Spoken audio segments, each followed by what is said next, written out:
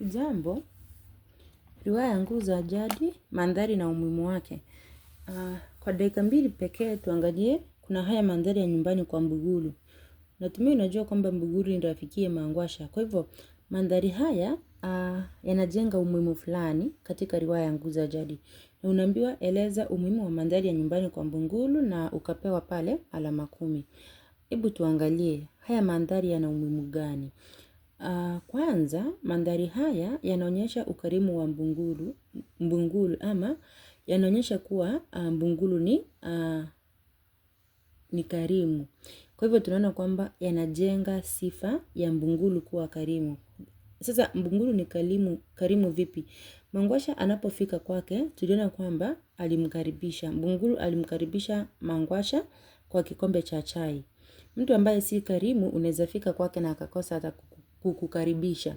Pili, yanaendeleza uwajibikaji ama yanaonyesha kwamba kuna wahusika ambao wanawajibika.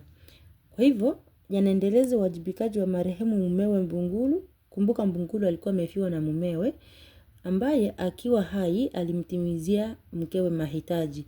Na haya tunayajua ama tunayafahamu kutokana na maelezo ya Mbugulu kwa Mangwasha ambaye ni rafikiye alifika pale kumtembelea. Yaani yanaendeleza uwajibikaji. Uwajibikaji ni wa nani? Ni wa mumewe Mbugulu ambaye sasa ni marehemu. Kwa hivyo tunasimuliwa kwamba wakati alikuwa hai aliwajibika kwa kumtimizia Mbugulu ambaye ni mkewe mahitaji yake yote.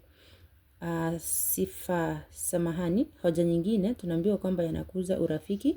Kuna urafiki kati ya Mangwasha na Mbugulu kwa sababu Mangwasha alifika kumtembelea Mbugulu nyumbani kwake ambaye ni rafikiye. Kumbuka tunaangalia mandhari ya nyumbani kwa Mbugulu. Na hoja nyingine yanaonyesha ushauri mwema ama yanakuza ushauri mwema ama yanadhihirisha ushauri mwema. Ni nani mshauri mwema? Anamshauri vipi na anamshauri nani? Anamshauri nani na anamshauri vipi? Mbugulu anamshauri Mangwasha vyema. Kumbuka katika mazungumzo yao tuliona kwamba kuna ushauri. Mbugulu anamshauri Mangwasha vyema kwamba asife moyo. Kwa hivyo hakumpotosha bali alimpa ushauri unaofaa. Na hoja nyingine yanaonyesha nafasi ya mwanamke. Yanaonyesha kwamba mwanamke ni mshauri mwema kwa sababu Mbugulu anamshauri Mangwasha jinsi ya kukabiliana na Mrima.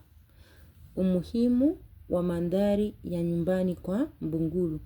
Na mandhari haya yanajenga mambo mengi tu. Hizi ni baadhi za hoja. Kwa hivyo kazi kwa mwanafunzi ni kusoma na kudondoa hoja zote kisha ukaweze kujibu.